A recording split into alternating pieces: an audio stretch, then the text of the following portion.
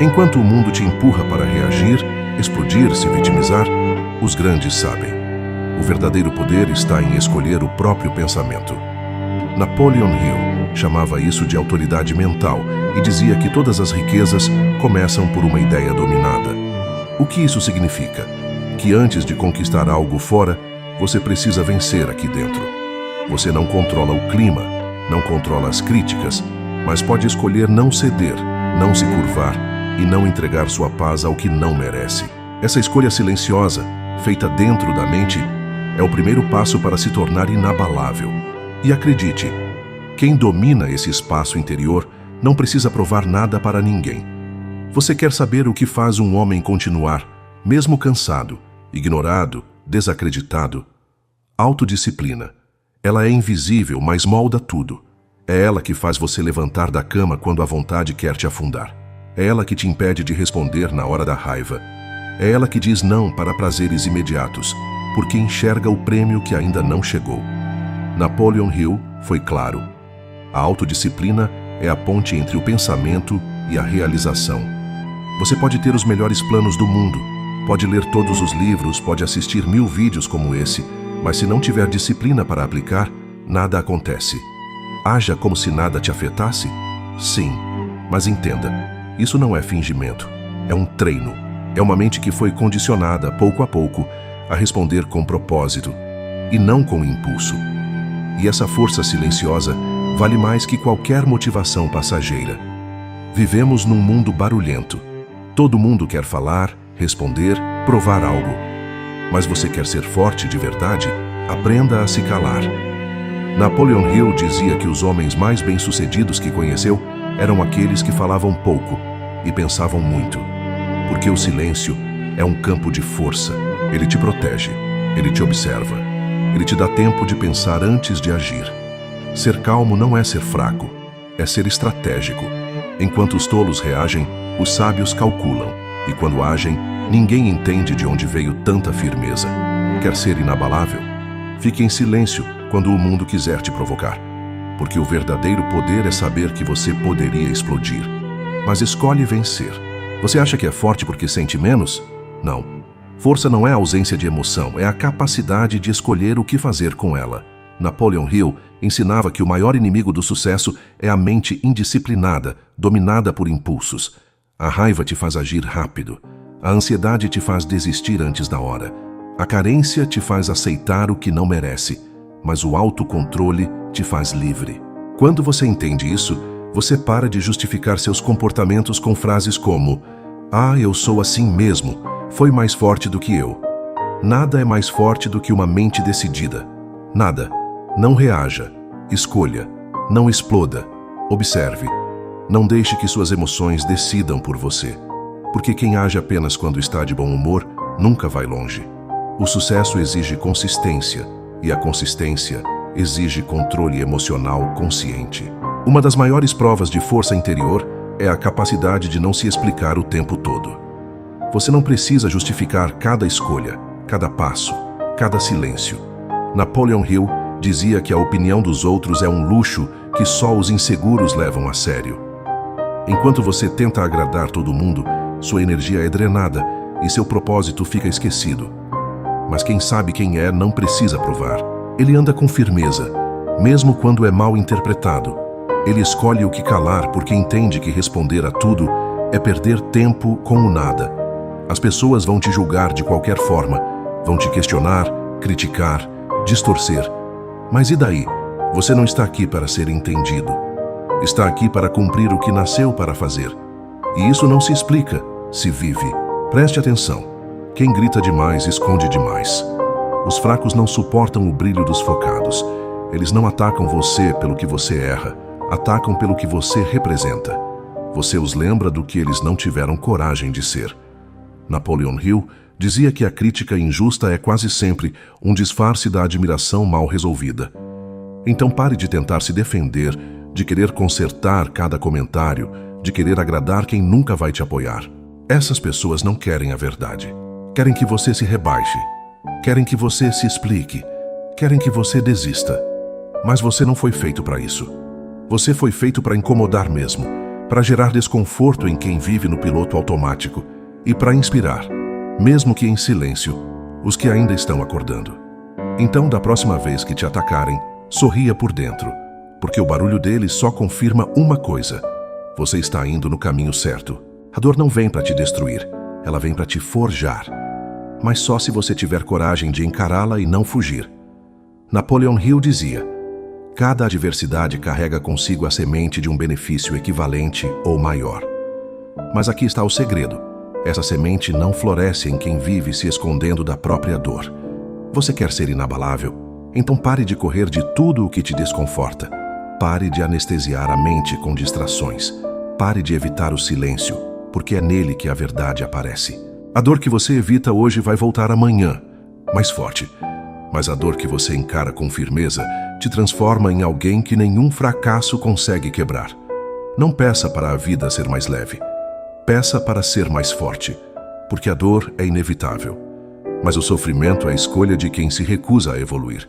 O mundo vê o que você mostra, mas a vida te recompensa pelo que você faz quando ninguém está olhando.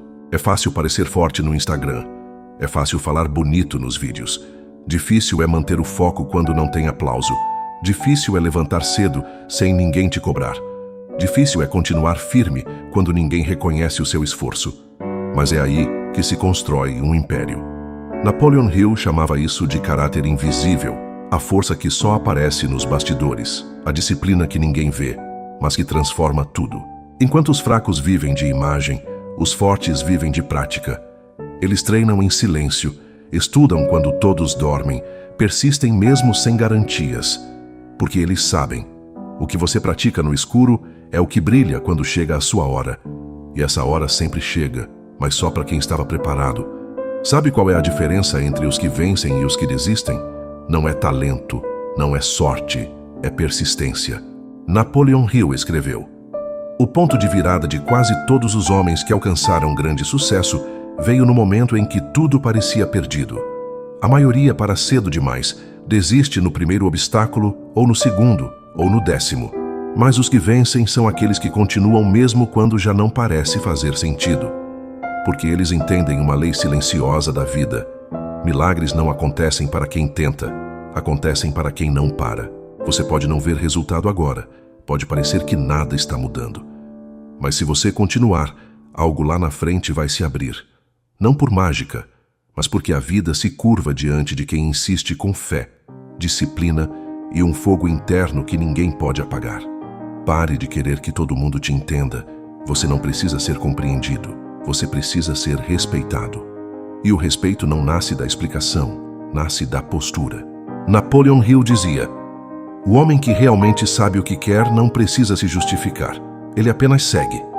As pessoas só compreendem o que está dentro do alcance delas, mas você não está aqui para caber no entendimento dos outros. Está aqui para construir o seu próprio caminho, mesmo que ninguém aplauda no início. Você quer respeito? Então pare de se curvar. Pare de implorar por validação. Pare de se diminuir para caber em lugares pequenos. Fale menos, ande mais firme e deixe que o resultado fale por você. Porque no fim, quem age como se nada o afetasse, assusta, silencia e inspira. Tudo ao mesmo tempo.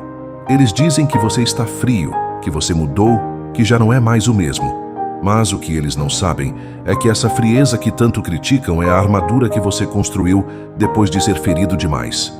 Napoleon Hill ensinava que os grandes líderes são aqueles que aprendem a dominar o próprio coração sem deixar de ter alma.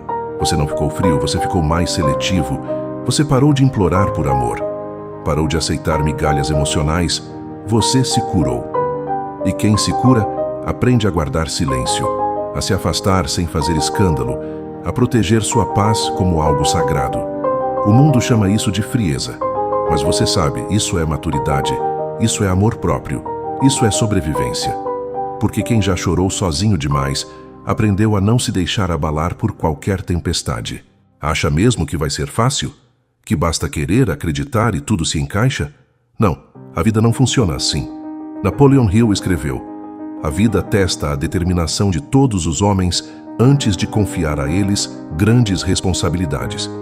Você será ignorado, será rejeitado, Vai trabalhar em silêncio enquanto ninguém acredita em você e talvez você pense em desistir. Mas escute com atenção. Isso não é o fim, é o teste. A vida quer saber se você está pronto, se sua vontade é verdadeira, se você segue em frente mesmo quando tudo diz volte. Porque só depois do teste vem a recompensa. E quanto mais forte for a sua resistência, mais grandiosa será a vitória. Haja como se nada te afetasse, porque no fundo você sabe. Os grandes só recebem quando provam que não desistem. Você já aguentou calado, já continuou quando ninguém te apoiou, já chorou sozinho e mesmo assim levantou. Então me escuta agora com o coração aberto. Você está mais perto do que imagina. Napoleon Hill dizia: muitas pessoas desistem quando estão a um passo do sucesso. Elas param antes da linha de chegada. E talvez você esteja justamente aí, a um passo. Você não sente porque está cansado. Você não vê porque está no escuro. Mas o que você vem plantando em silêncio está criando raízes profundas. O que hoje parece invisível, amanhã será admirado por todos. Mas só você vai saber que tudo começou naquele momento em que ninguém acreditava. E mesmo assim você continuou. Então respira fundo e segue mais um pouco, porque a linha de chegada nunca avisa que está próxima. Ela só aparece para quem não para. Você não precisa gritar, não precisa se exibir, não precisa explicar suas vitórias. Basta estar em paz, basta seguir firme, basta continuar. E isso já incomoda. Napoleon Hill dizia: a quieta persistência quebra mais barreiras do que qualquer demonstração de força. E é isso que acontece com você agora. Sua calma incomoda quem vive no caos, sua disciplina irrita quem só sabe procrastinar, sua evolução silenciosa grita para quem vive estagnado. E é por isso que te julgam, te criticam, te excluem. Não porque você está errado, mas porque sua presença expõe a fraqueza deles. Continue assim, firme, focado, quieto. Porque os barulhentos querem palco, mas os silenciosos estão construindo impérios. O mundo pertence a quem não se desespera, a quem observa antes de agir, a quem, mesmo com sangue quente, responde com frieza e clareza. Napoleon Hill dizia: o homem que domina seus impulsos, inevitavelmente domina o ambiente ao seu redor. E isso não é exagero, porque em um mundo onde todos reagem, quem pensa antes de agir se destaca. A maioria explode, reclama, se sabota por um momento de raiva ou carência. Mas você aprendeu a respirar fundo, a pausar antes de falar, a agir com propósito e não com impulso. Isso te torna raro, te torna respeitado, te torna temido. Porque o verdadeiro poder não é fazer barulho, é conseguir permanecer centrado, enquanto o mundo desaba em volta. Se você domina o seu interior, o exterior já está ganho. Às vezes parece que você está sozinho, que só você escolheu o caminho difícil, o caminho da disciplina, do autocontrole, do silêncio. Mas escute com atenção. Você não está sozinho. Você faz parte de uma minoria invisível que acorda cedo sem ninguém ver, que luta por um propósito sem aplausos, que carrega cicatrizes caladas e ainda assim segue firme. Napoleon Hill sabia disso. Ele escreveu para os que pensam diferente, para os que recusam o caminho fácil. E você é um deles. Enquanto muitos desistem na primeira queda, você continua. Enquanto muitos gritam, você age em silêncio. Essa é a marca dos fortes. Eles não precisam ser vistos o tempo todo, porque sabem que o verdadeiro reconhecimento vem quando o mundo já não pode mais ignorá-los. Você está nesse caminho e existem muitos outros como você, em silêncio, crescendo. Chega um momento em que nada mais importa tanto quanto a sua missão. Você começa a perder o interesse por conversas vazias, por distrações, por opiniões, porque agora você está obcecado. E não, isso não é exagero. É exatamente esse estado mental que cria lendas. Napoleon Hill chamava isso de propósito definido, um fogo interno tão forte que consome o medo, a preguiça, a dúvida, tudo. Você começa a viver em outro ritmo. Enquanto os outros relaxam, você ajusta a rota. Enquanto eles reclamam, você executa. Você não está mais interessado em parecer, você quer realizar. E o que era sacrifício vira estilo de vida. O que era difícil vira natural. Porque agora, o foco não é mais esforço, é parte de quem você se tornou. E quando isso acontece, nada mais te distrai, nada mais te para. Você já caiu, já pensou em parar, já chorou em silêncio, enquanto o mundo seguia como se nada estivesse acontecendo. Mas você não desistiu, e é isso que te torna diferente. Napoleon Hill dizia: a persistência transforma o caráter e molda o destino. O mundo pode não reconhecer seu esforço no começo, pode te ignorar, te criticar, te deixar sozinho. Mas existe uma coisa que ninguém pode ignorar por muito tempo: resultados. E os resultados vêm para quem ficou, para quem insistiu, para quem passou por dentro da dor e saiu mais forte. No final, o mundo se curva. Os que riram, aplaudem. Os que duvidaram, aprendem com você. Porque o mundo pode até não gostar, mas ele respeita quem nunca desistiu. E se você chegou até aqui, é porque você é um desses. Você não é mais o mesmo. Aquele que se abalava com tudo ficou para trás. Aquele que precisava de aprovação já não existe. Hoje você anda firme, pensa com clareza. Escolhe o silêncio como espada. Napoleon Hill sabia: a força mais poderosa do universo está dentro do homem que domina a si mesmo. E agora, essa força está em você. Você não precisa mais gritar nem provar nada, porque sua postura fala, sua disciplina brilha, seu foco inspira. E o mais bonito, você nem precisa ser notado, porque os verdadeiramente grandes não precisam de plateia. Eles vivem sua verdade em silêncio, e só por existir já mostram o caminho. Agora respire fundo, olhe ao redor, veja quem você se tornou. Você é a prova viva de que quando se cala, o mundo escuta. No ar, Jefferson Lima na TV. Olá, minha gente! Tá começando mais um programa Jefferson Lima aqui na sua NBT. Muita gente já começa a passar para as outras pessoas. O programa do Jefferson Lima tá no ar, é o canal 11, é a NBT, falando para Belém, para Ananindeua, Marituba, Benevides, Santa Isabel do Pará, falando ao nosso povo maravilhoso de Mosqueiro, de Oteiro, de Cotijuba, falando a todos que nos acompanham na Ilha do Marajó. Alô, Barcarena do meu coração, alô, Abaetetuba, alô, pessoal aí de Vila do Conde, dos Cabanos, alô, você do Acará, esse povo maravilhoso de Santa Isabel, aqui de Santa Bárbara, pessoal de Benevides, muito obrigado pelo carinho de vocês. E se alguém estiver nos assistindo em outras localidades, fiquem à vontade, falem com a gente no 982 50 29 54. O programa está recheado de documentários, de participação do povo, de vídeos da comunidade, mas também o entretenimento do programa Jefferson Lima, que é todo mundo reunido na sala,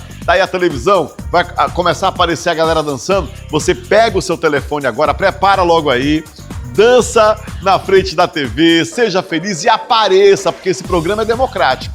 É feito de muitas vozes e muitos rostos que aparecem aqui na lambada do programa. Solta aí, DJ Alan!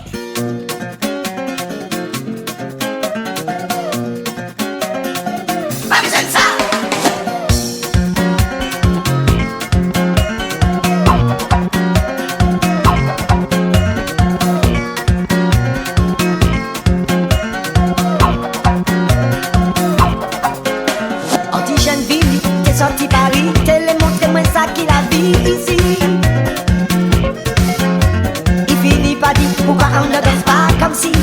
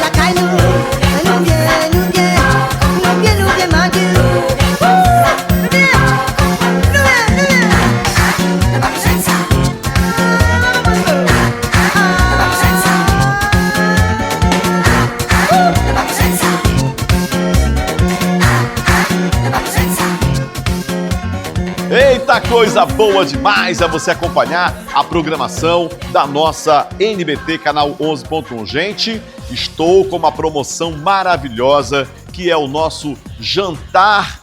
Aliás, não é jantar, né, Alan? A gente já fez jantar, só que este ano será um almoço. Mas, na verdade, é o evento das mães tradicional que a gente faz todos os anos. E este ano vai ser uma versão diferente.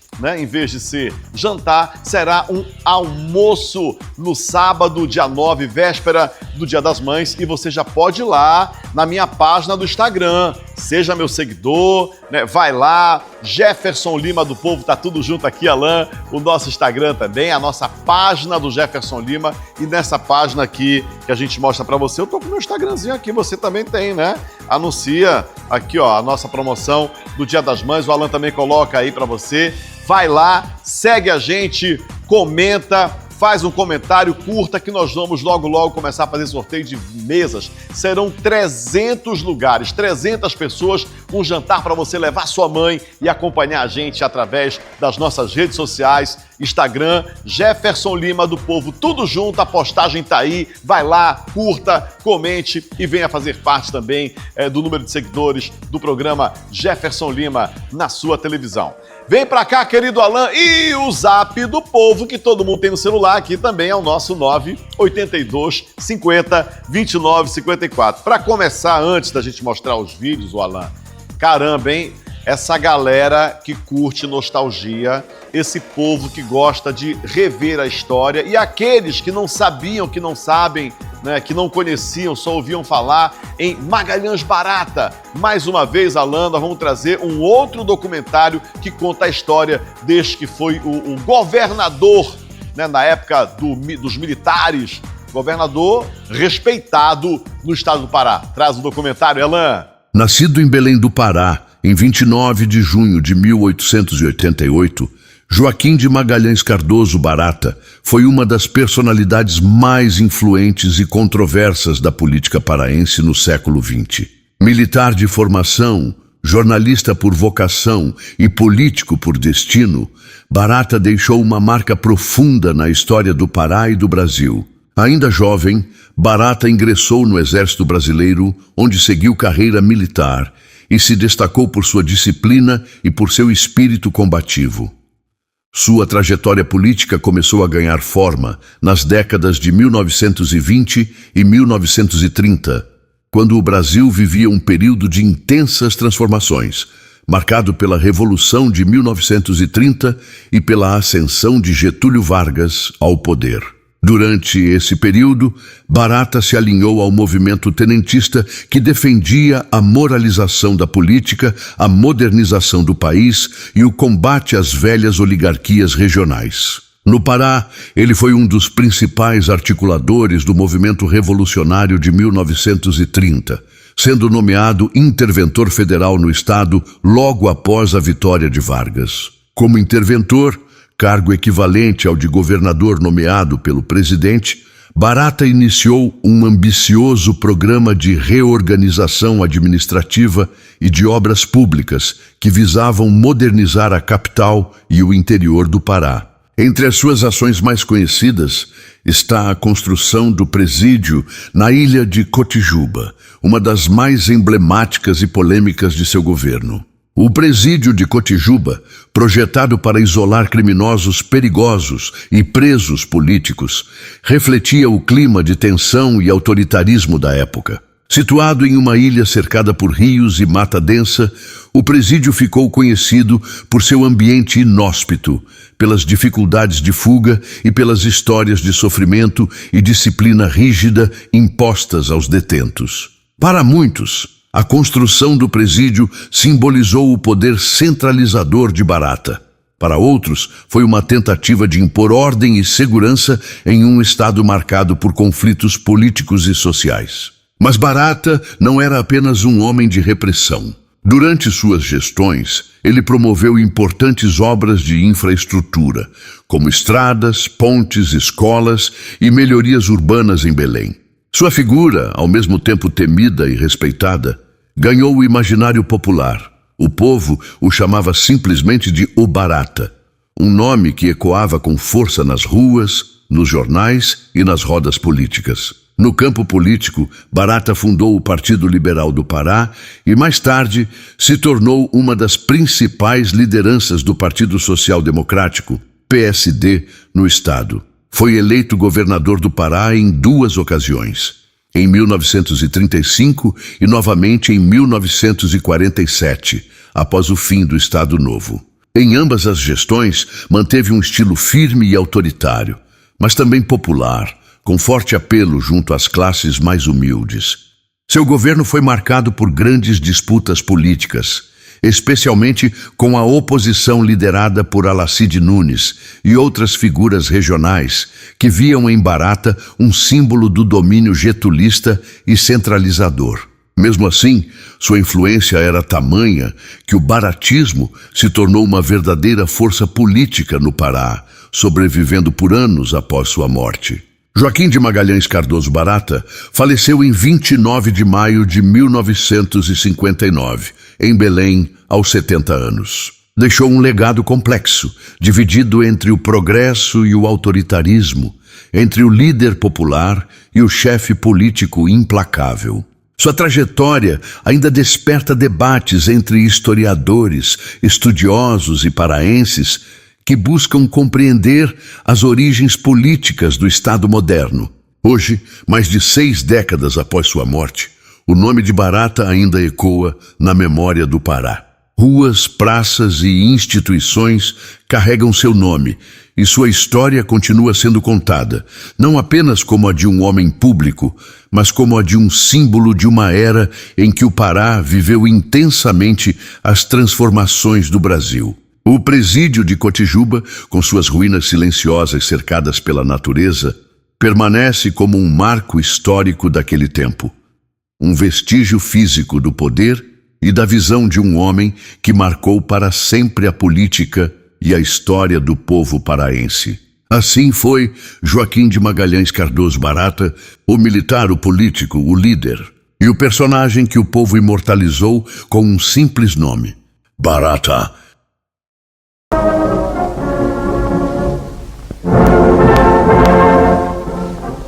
Esta é a Gran Cruz do Mérito Militar de Cristo, outorgada pelo governo de Portugal. E proferiu o seu último discurso.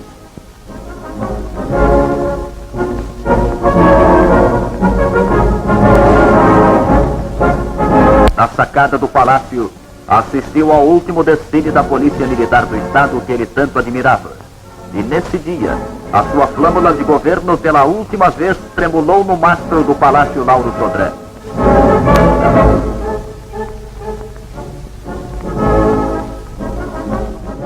Rapaz, esse cabra não tinha conversa com ele não, né? Muito respeitado o general Magalhães Barata, que foi governador nesse período aqui no estado do Pará. Aliás, ainda hoje também um super documentário de Belém da época da cabanagem, né? Daquela derramamento de sangue, de pessoas que não aceitavam a imposição da coroa portuguesa, né? Os indígenas, os cabanos, por isso que foi a revolta da cabanagem, um momento muito histórico também que será exibido aqui no programa Jefferson Lima na TV. Mas antes, o Alan, o que aconteceu, rapaz? Tem um motoqueiro que fala que teria sido batido por um policial militar, aliás, um motorista de aplicativo, é isso?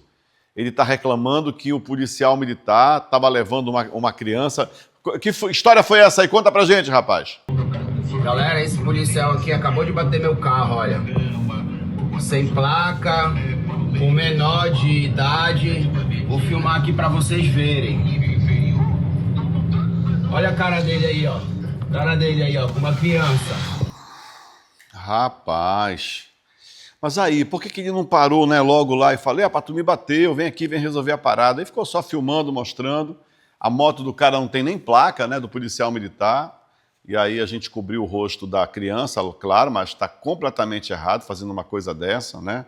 Não é pelo fato de ser policial militar que ele tem o direito. Agora, claro, também nós não vamos aqui fazer o pré-julgamento, né? Porque o cara bateu, diz que ele bateu no carro dele, deveria ter encostado, baixado o vídeo, tu bateu no meu carro e tal, mas acabou ainda filmando. Olha, rapaz, é isso que acontece, os problemas, né, de briga no trânsito. O policial está errado também, viu? Com todo respeito à nossa briosa Polícia Militar, na qual quero mandar um grande abraço aos sérios coronéis, né, da polícia, enfim, a todas as patentes, né, desde o soldado, que tem soldado realmente, cabo, sargento, tenente, capitão, né, major, pessoas que têm reputação ilibada, pessoas sérias, que trabalham, vestem a farda de forma com orgulho, né, da briosa Polícia Militar. E esses casos isolados acontecem. Agora, claro que isso deveria ser resolvido no diálogo, na conversa, mas me parece que ele disse que o policial não deu conversa e foi embora, né, com a criança sem capacete na motocicleta. Olha, e os problemas da cidade também você pode nos ajudar, inclusive colocando aqui o seu vídeo, o seu áudio, a sua participação no 982 50 29 54. Lembrando que eu estou aqui na televisão na NBT, horários alternados, porque tem gente que não tem como assistir no horário, assiste em outro. Nós estamos aqui às 7 da manhã, nós estamos aqui às 14 horas, nós estamos aqui às 18 horas e às 22 horas, e quando você está em casa assistindo a nossa programação. Muito obrigado pelo carinho. Um abraço ao meu amigo Mauro Kiko, no bairro da Sacramenta. Um abração também ao Cláudio Bolacha, que acompanha a gente. Muito obrigado pela audiência do grande Cláudio Bolacha. Um abração também ao Claudecir, no bairro da Cremação. E o meu querido Márcio, no bairro do Guamá, também assistindo a gente. Socorro, na Terra Firme. E a querida Rosilda Fernandes, em Ananindeua, também nos dá a honra da sua audiência aqui na NBT, canal 11.1. Um abração também ao Levi, grande Levi, lá da Tudo, ali perto da Doca, né, também assistindo a gente. Muito obrigado pelo carinho. Ô Alan, deixa eu ver o que é que tem mais aqui, meu filho. Deixa eu ver. Tem um alagamento. Rapaz, muita coisa chegando aqui, hein? Quem mais tem aqui? Deixa eu ver. Torcidas organizadas sempre tocando terror, né? E chegou pra gente agora, acho que foi aquele último jogo do Remo contra o Vasco, e os caras fazendo brigando, né? Tinha muito caba do Paysandu com a camisa do Vasco também, e muito vascaíno lá, e aí parece que brigaram no Almirante Barroso. Rapaz, foi uma onda muito doida, o desespero para entrar no ônibus, que chegou a tropa de choque, e para sentar a porrada. Olha o desespero, bota aí, Alan!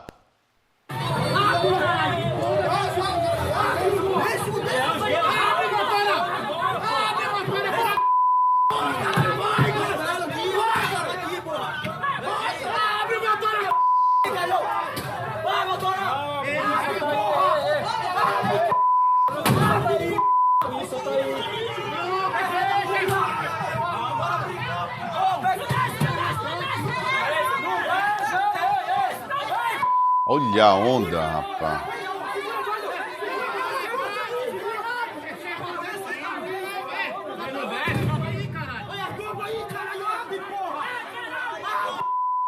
Não desce, os caras vão esculachar nós aí, viado.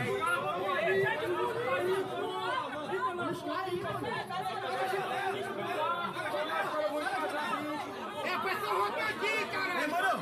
Vai esculachar, fecha que aí vou jogar spray, fecha. Tá doido, vou pegar a bala dos caras aí, cara. Esse é o grande problema das torcidas organizadas, né?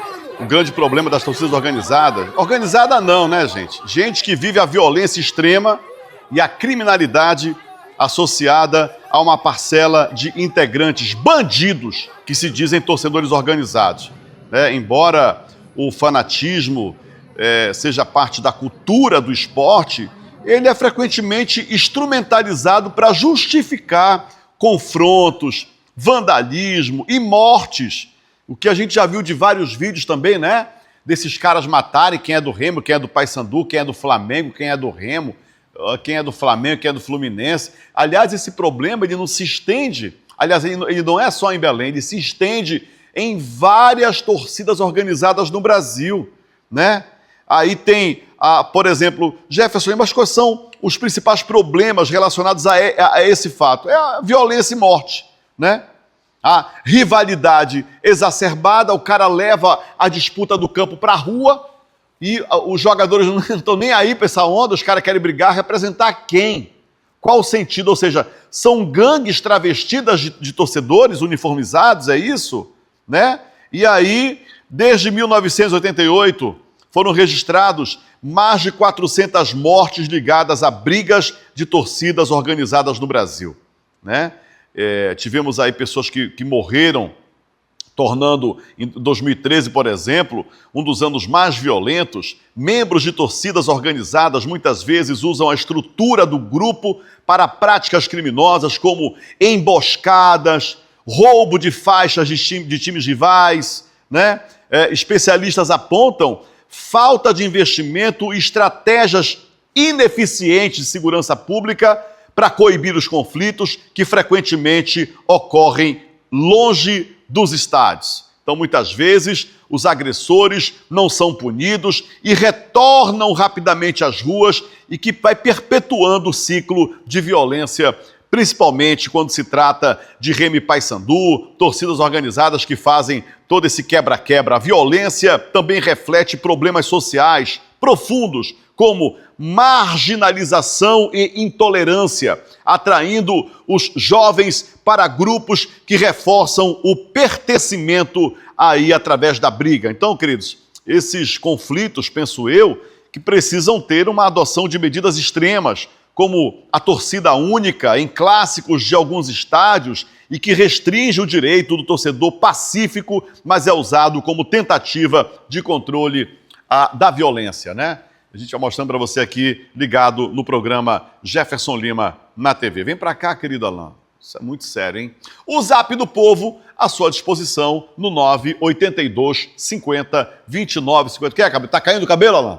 Tu não mandou passar o gel na cabeça hoje, meu filho? O programa é assim mesmo. Ajeita o cabelo e fala com esse povo e manda um abraço e recebe também sua mensagem. Lembrando que eu estou exclusivamente agora na televisão, tá? Estou fora de rádio, mas na televisão nós estamos. Ô, pessoal, não façam isso. Aliás, quase eu caio numa emboscada dessa também, juntamente com o motorista da nossa emissora, né? Nós estávamos passando ali na Pedro Miranda e o carro também, meu filho, já a água, a gente desafia pensando que o nível de água está baixo, mas nesse caso foi prejuízo ao motorista. Pois essas imagens dão uma agonia. Bota aí, Alain, deixa eu ver. O cara vindo no carro dele ali, ó. Vai boiar rapidinho, bem ali, ó. Esse carro vai boiar aí. Esse carro vai boiar. Levantou a traseira do carro. Boiou o carro. Já era o carro do cara. O carro vai rodar agora ali, ó. Ó. O carro do cara tá boiando. O carro do cara tá boiando.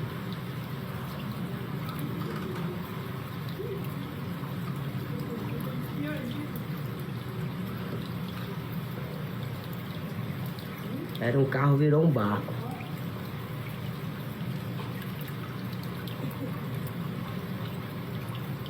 Olha onde tá a água na cintura do cara, bicho. O carro subiu, foi pra calçada.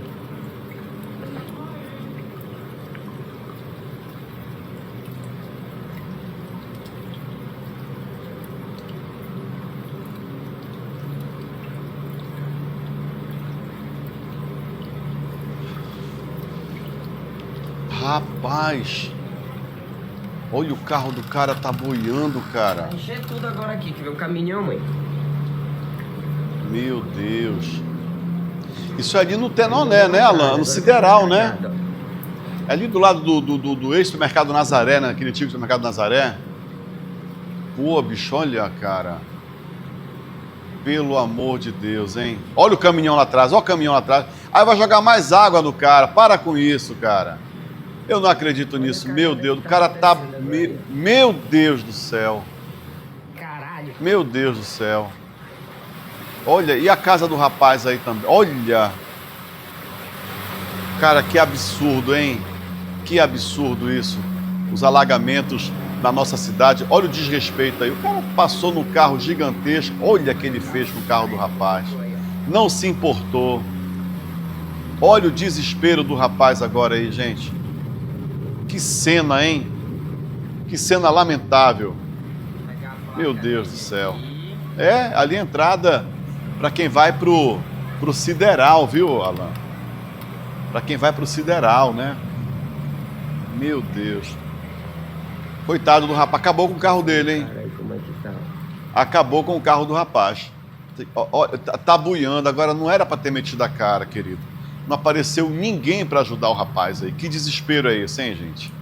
É, bueiros entupidos, sabe? Essa obra também do Nazaré ocasionou isso, porque eles acabaram fechando muitas galerias, né? Bocas de bueiro, que teriam aí a vazão das águas, né? A questão também de se fazer a drenagem pluviométrica na área, e aí está aí ocasionando esse sério problema. E quem que é que vai pagar esse prejuízo do rapaz? Ninguém, né? Porque, mas quem manda ele meter a cara, né? Quem manda ele entrar? Agora, quem manda a prefeitura não nos dar também um suporte, né? De ruas em que não alaguem. Tá aí, olha, sofrimento. Eu não sei se ele vai conseguir. Não apareceu um filho de Deus para ajudar esse rapaz agora. Bora ver se ele consegue, gente. É um vídeo realmente que a gente fica aqui olhando, cara. Virou um barco, hein?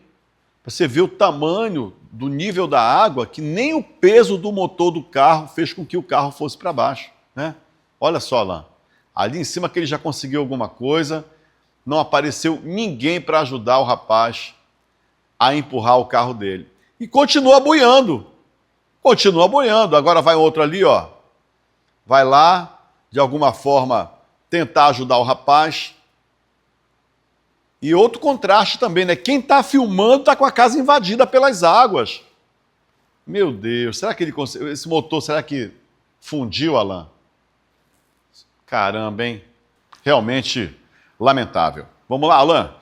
E o contato do povo, 982 50 29 54. Sejam bem-vindos todos ao programa Jefferson Lima na TV, aqui na sua NBT. Televisão boa, programação legal, filmes, desenhos animados, séries especiais, documentários também, importantíssimos para você acompanhar a gente. E falando de documentários, a gente também traz aqui conteúdos importantes para a gente reviver a história. Foi feito, na verdade, ilustrado por imagens de IA, não é isso, Alain? Mas relembra o período da cabanagem. O Rio não esquece. Ele viu tudo. Viu a fumaça subir acima das palafitas. Viu uma cidade inteira mudar de mãos em uma única noite e depois ser tomada de volta por aqueles que a queriam de volta. Viu o silêncio que ficou depois. O que aconteceu em Belém em 1835 é um dos episódios mais brutais e mais apagados da história do Brasil. Não está nos livros didáticos, não virou monumento, não tem estátua nas praças, mas tem número, e o número é este. Em menos de 5 anos, entre 30 mil e 40 mil pessoas desapareceram dessa região. Até 40% da população inteira da província do Grão-Pará. Como isso aconteceu? Quem eram essas pessoas? E por que ninguém fala sobre isso? É exatamente isso que você vai descobrir hoje. Fica até o final, porque a última parte dessa história é a que mais pesa. Janeiro de 1835. O calor é úmido, pesado. O tipo de calor que gruda na pele e não sai. O rio Amazonas pulsa como uma veia aberta ao redor da cidade. Largo, escuro, carregando troncos, lama e séculos de história não contada. Belém do Grão-Pará tem pouco mais de 12 mil habitantes dentro dos seus limites. Mas ao redor dela, nas margens dos rios, nas matas fechadas, nas ilhas espalhadas pelo delta, existe outro mundo. Um mundo de palafitas, de canoas, de gente que vive sobre a água porque a terra nunca foi deles. São os cabanos. O nome vem de cabana. As habitações simples, de pau e palha, é que se esticam à beira dos rios como se a cidade sempre estivesse tentando empurrá-los para dentro da água. Índios, caboclos, mestiços, negros libertos, gente que sustenta a economia da província com suas mãos, que pesca, que extrai, que carrega, que serve e que não recebe nada em troca além da certeza de que amanhã vai ser igual a hoje. A Belém de 1835 tem duas faces, e elas nunca se olham nos olhos. Na face da frente, sobrados de azulejo português, igrejas de pedra, o mercado do ver-o-peso com seus barcos cheios de peixes e especiarias, comerciantes brancos e portugueses que controlam o comércio, o governo, a lei. A ordem imperial do Brasil recém-independente ainda está sendo construída. E quem está construindo tem certeza absoluta de que sabe exatamente quem merece estar no topo dessa estrutura. Na face de trás, a lama. O cheiro de peixe seco e rio. Crianças descalças. Homens que trabalham do amanhecer ao anoitecer e ainda assim devem favores ao patrão. Uma população inteira que mal aparece nos registros da época. Porque para o poder colonial, eles eram força de trabalho, não pessoas com nome e história. Mas 1835 não é um ano qualquer. O Brasil acabou de se tornar independente de Portugal, em 1822. E a jovem nação está em ebulição. O imperador Pedro I abdicou em 1831. Seu filho, Pedro II, tem apenas 10 anos. E o poder está nas mãos de regentes que brigam entre si, enquanto as províncias fervilham com tensões que ninguém no Rio de Janeiro quer enxergar. No Grão-Pará, o conflito entre portugueses, brasileiros natos e a população cabana chegou a um ponto que não suporta mais pressão. A panela está tampada. O fogo está no máximo. E alguém está prestes a puxar a tampa. A noite de 6 para 7 de janeiro de 1835 começa como qualquer outra noite em Belém. O governador Lobo de Souza está no palácio. A guarnição militar está nos seus postos. O rio está quieto, ou pelo menos parece, porque nas margens escuras, nas ilhas do delta, nos igapós que a cidade não consegue enxergar, algo está em movimento. Milhares de homens, canoas sem luz, remos que mal tocam a água. Eles desceram os rios durante dias, vieram das aldeias, das fazendas, das margens do Tapajós, do Xingu, do Tocantins. Alguns têm espingardas velhas, outros têm facões. Muitos têm apenas as mãos e a determinação de uma vida inteira que chegou ao seu limite. Às 3 da manhã, a cidade ainda dorme. Às 4, não. Os cabanos entram em Belém por vários pontos ao mesmo tempo. A guarnição surpreendida recua. De alguns soldados se juntam aos rebeldes, porque muitos deles também são caboclos, também são filhos da pobreza, também reconhecem a causa como sua. O palácio do governo é tomado. As principais autoridades da cidade perdem o controle em questão de horas. Os símbolos do poder estabelecido deixam de existir antes do amanhecer. Em menos de 6 horas, Belém muda de mãos. É 7 de janeiro de 1835. O impossível acabou de acontecer. Os homens das cabanas estão no poder. Pela primeira vez na história da região, os que sempre foram mandados agora mandam.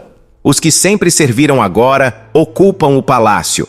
Para muitos cabanos, aquela manhã carrega o sabor de algo que nunca tinham experimentado e que não sabiam nem como chamar pelo nome. Liberdade, talvez?